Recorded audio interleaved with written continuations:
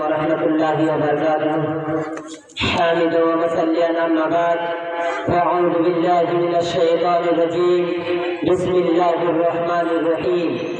يا أيها الذين آمنوا عليكم أنفسكم لا يضركم من ضل إذا اهتديتم. محترم المکرم صدر وقار، حکم صاحبان، مشرق اور مربی اساتذہ کرام اور میرے سامنے بیٹھے ہوئے پیاری بہنوں اور عزیز بھائیوں، میں آج کے سالانہ تقابلی پروگرام کے اس جذب سعید میں منتخب کردہ عنوان اصلاحی معاشرہ کیوں اور کیسے کے تحت چند باتیں لفظ کرنے کی کوشش کر رہا ہوں۔ محترم سامعین اکرام، خیر و شر کے درمیان کشمکش کی تاریخ اتنی ہی قدیم ہے جتنے کہ انسان آئندہ تا قیام قیامت یہ کشمکش جاری رہے گی، اور ہمیشہ حق پرستوں نے خیر کو غالب کرنے کے لیے اور خیر کو غالب کرنے کے لیے شر کو مغلوب کرنے کے لیے اپنی بساط بھر کوشش کی ہے اور کرتے رہیں گے۔ ظاہر ہے کہ معاشرے کا ہر سلیم متبع شخص اچھائی کو پسند کرتا ہے اور برائی سے نفرت کرتا ہے۔ یہی چیز اچھائی کو فروغ دینے اور برائی پر قدم لگانے کی محرک بنتی ہے۔ ہماری شرعی تعلیمات بھی اس اہم انسانی ضرورت مختلف ناحیوں سے توجہ مبذول کراتی ہے، اور یہ واضح رہے کہ انسان بحیثیت انسان ہونے کے ناطے خطا و نسیان سے دوچار ہوتا رہتا ہے۔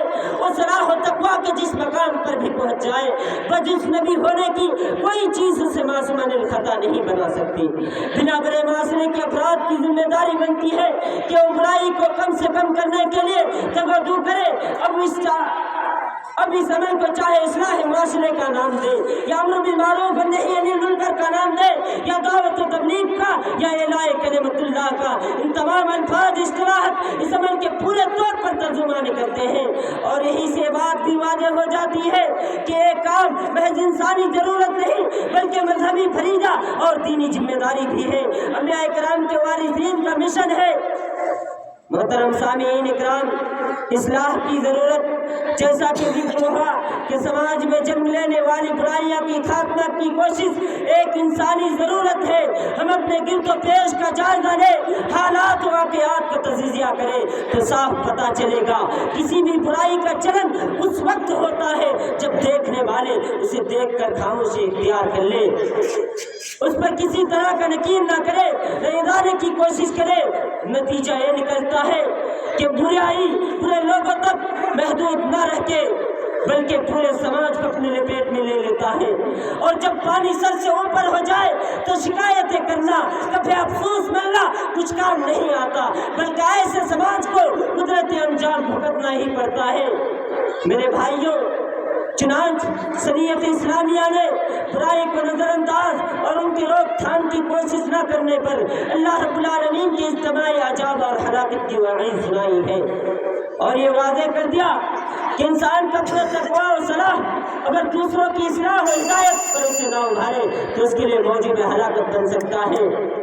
محترم سامعین اکرام، آج سماج میں پھیلی ہوئی برائیوں کو دیکھا جائے، دوسری طرف اصلاح کے لیے کی جانے والی کوششوں کا جائزہ لیا جائے تو دونوں میں بڑا تفاوت نظر آتا ہے۔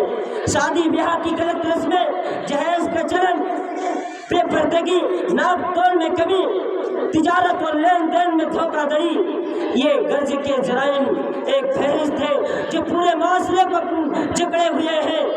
اگر معاشرے کے ذمہ دار افراد اپنی ذمہ داریوں کو محسوس کرتے تو یہاں تک نوبت نہیں پہنچتی۔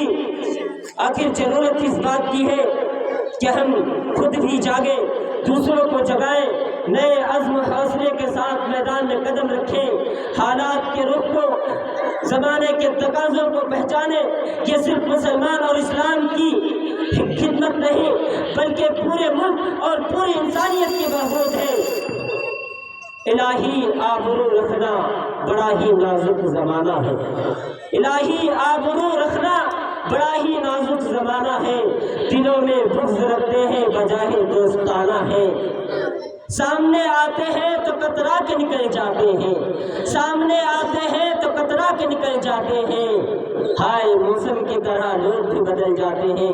السلام علیکم ورحمۃ اللہ وبرکاتہ۔